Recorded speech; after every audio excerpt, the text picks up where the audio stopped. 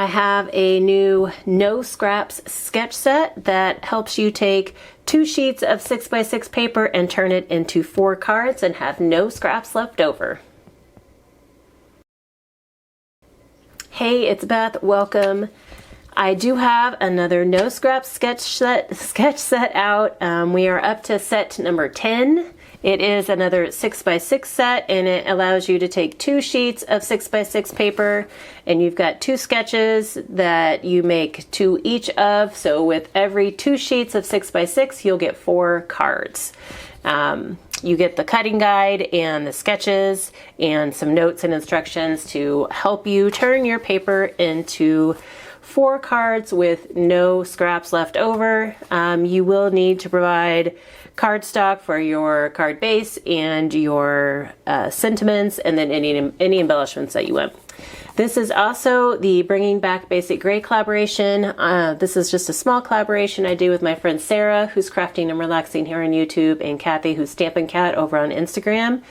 And we all found that we were hoarding Basic Gray paper. Basic Gray made paper back in the early, probably like late 90s, early 2000s, and they stopped making paper, switched to making fabric. We loved the paper. Just kind of an interesting, back in the day, it was an interesting style that was kind of very unique to Basic Gray. So anyway, we decided that we weren't just going to hoard our paper anymore. We're going to pull some out each month and enjoy. So this month I am working with some of the June Bug pad 6x6, and we'll use my I can't talk today, no scrap, and it's probably a mouthful anyway, no scrap sketch set to make our cards. The first thing, I have picked out 2 sheets of the pattern paper that I'm going to work with today, and then I will use the cutting guide to cut them both down the same way. I start by cutting the piece in half at 3 inches, and then this piece I have one that's 3 by 4 inches, and then this last bit I have 2 strips that are 3 by 1.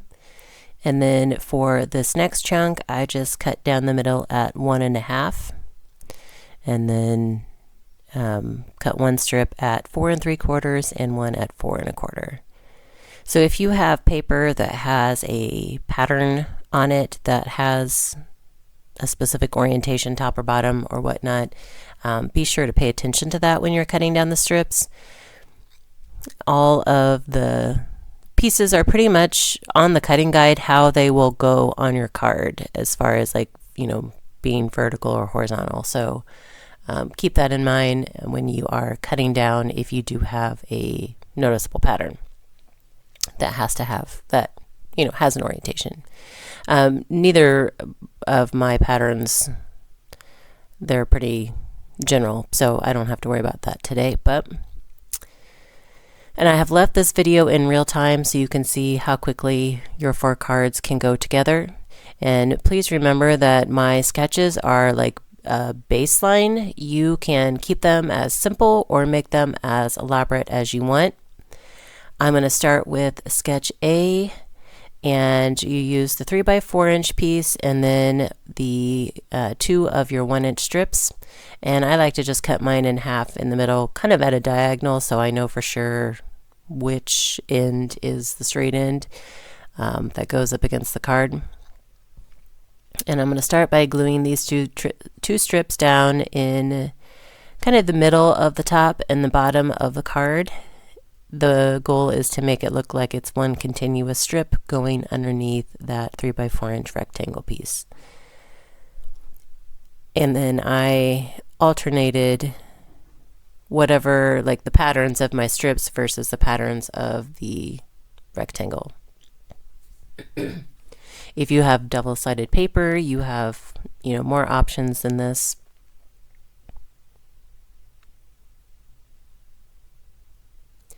You could add a card mat to this. You could mat the rectangle piece and the strips. Again, you can make these cards as elaborate as you want by adding extra matting layers, by adding more embellishments. The point of my sketches is to help you efficiently and effectively use up your paper and, you know, be able to make cards quickly without having more scraps left over that you're going to have to deal with later. So whatever else you add to it is totally up to you. Keep in mind that if you are adding cardstock layers with this particular sketch, I do not give you, like, you will have cardstock scraps left over.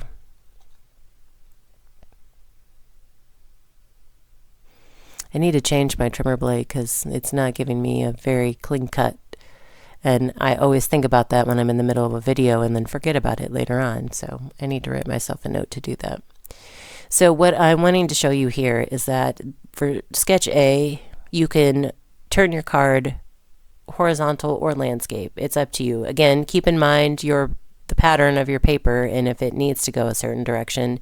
But since mine are pretty general, I'm going to do one vertical and one horizontal just to give you some examples on how you can use the sketch.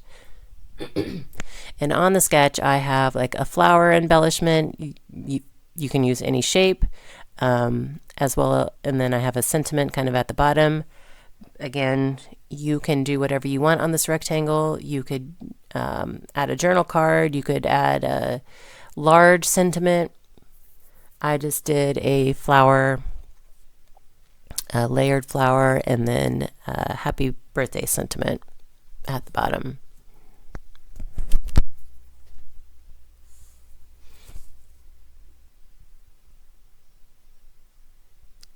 So the first card is completed, and then on this one, like I said, I'm going to keep it horizontal.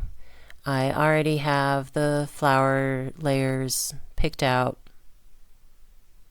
and these were actually, I had done a bunch of die cutting, and these were just in my little flower bin that I hadn't sorted through yet.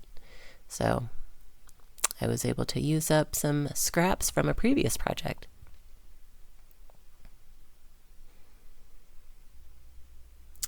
Like all in, these cards, all four of these cards took me less than 15 minutes. I did already have my sentiments and embellishments picked out and ready to go, but assembly time was less than 15 minutes because the time of this video is 17, and that includes my intro and then showing you additional cards, etc. So you can make these 4 cards pretty quickly.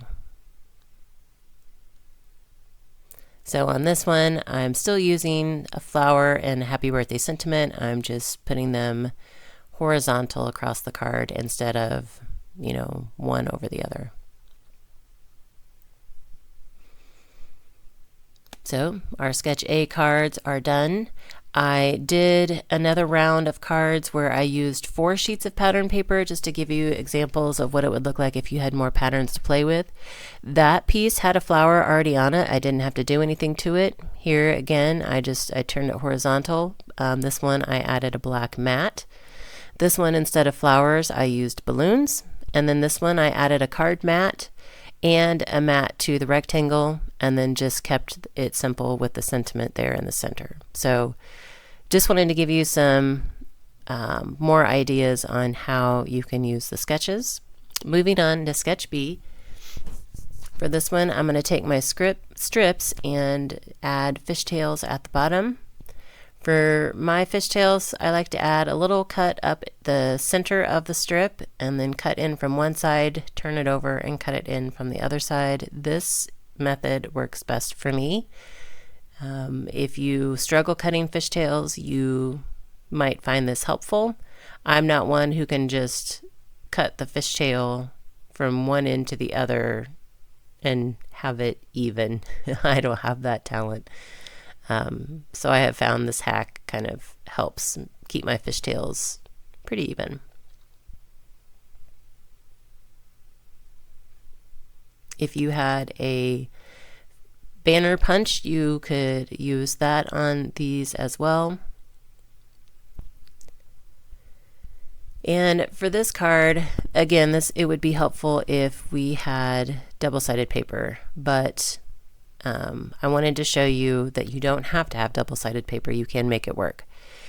So I'm going to alternate the patterns with my strips. And then on the strip that goes across underneath the sentiment, what I'm going to do is use both patterns. So I'm going to cut these in half just like I did before. And on the side with the kind of quilt pattern, I'm going to use the polka dot. And then on the side with the polka dot, I'm going to use the quilt pattern. That is just a way that you can make this work with two sheets that aren't double-sided. If you had double-sided paper, you could turn over the strips to get a different pattern or color altogether. That it's totally up to you.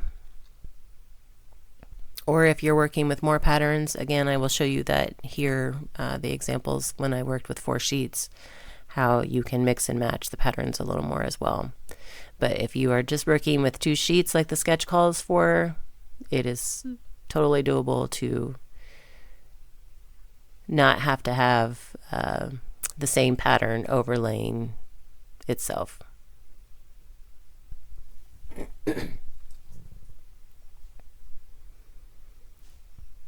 I'll glue these down,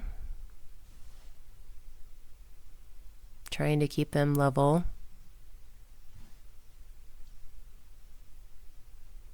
And then for my sentiments on this one, I just have a hello there sentiment, and the sentiment is not quite wide enough to cover the gap between the 2 strips.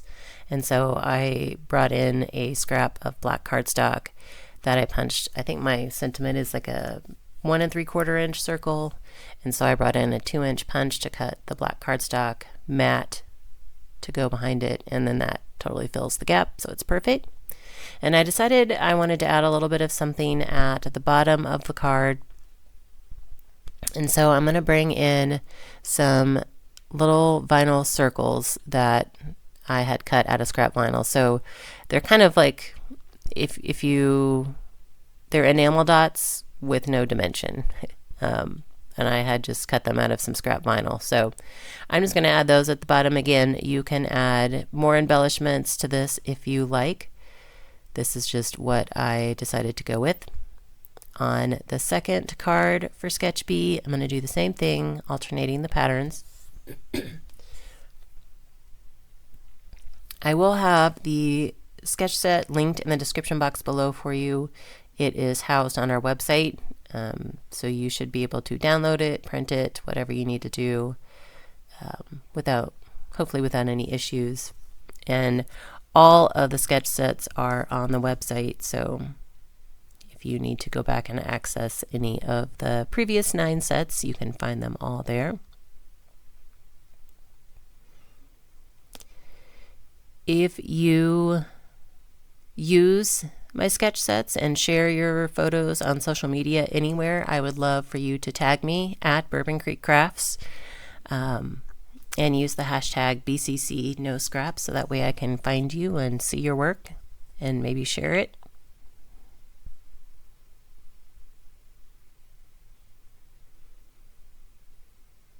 To the point now, I can add my sentiment to my card.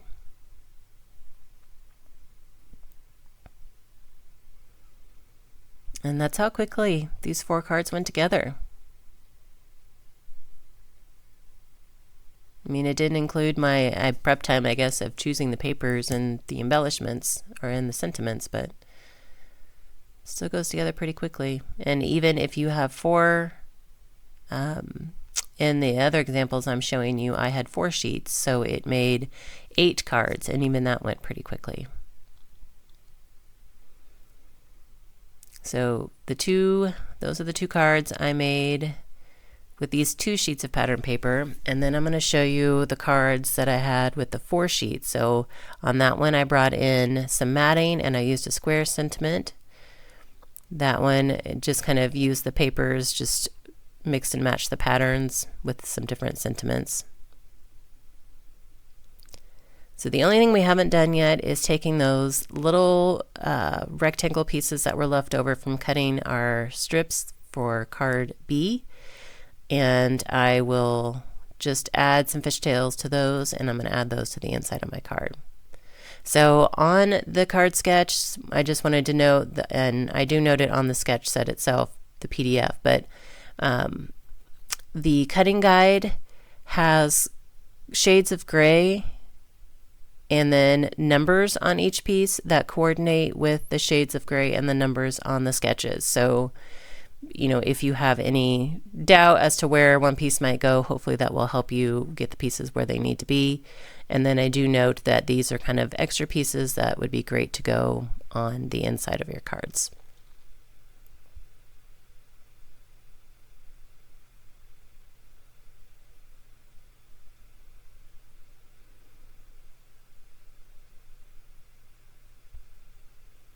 So we'll add that, and I'm going to continue to do that for the other 3.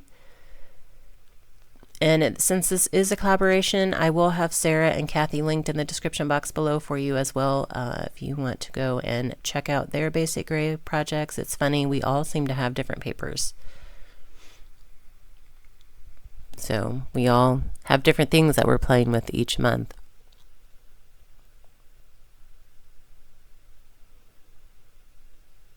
But it's been fun actually using the paper instead of just having it sit in a drawer, because I felt like I needed to save it forever, I guess.